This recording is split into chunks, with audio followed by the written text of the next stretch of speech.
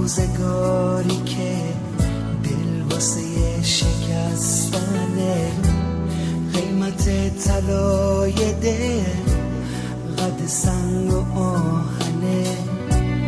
بین این همه غریبه یه نفر مثل تو میشه، آشنایی که تو قلبم میمونه واسه همیشه.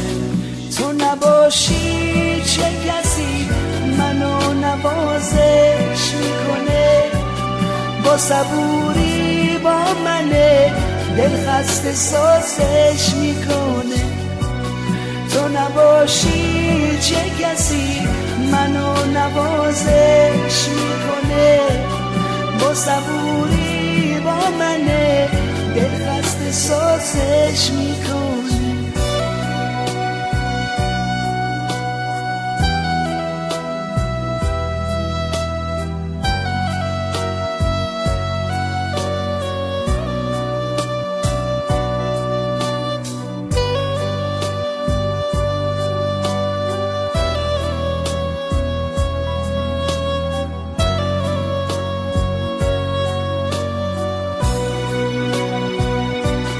تو نباشی نمیخوام لحظه ای رو سر بکنم، نمیدونم بعد تو من چی رو باور بکنم.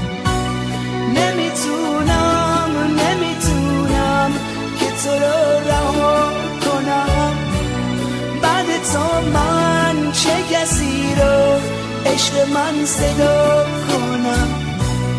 تو نباشی چه کسی منو نوازش میکنه، با صبوری با منه دل خسته سازش میکنه. تو نباشی چه کسی منو نوازش میکنه، با صبوری با منه دل خسته سازش میکنه.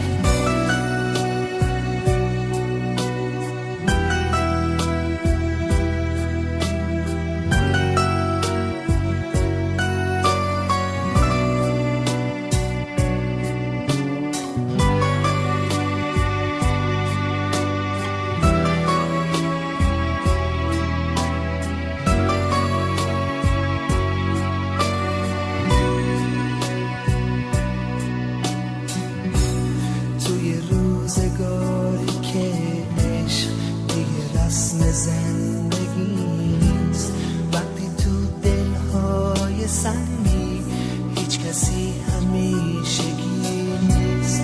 بین این همه غریبه یک نفر مثل تو میشه، آشنایی که تو قلبم میمونه واسه همیشه.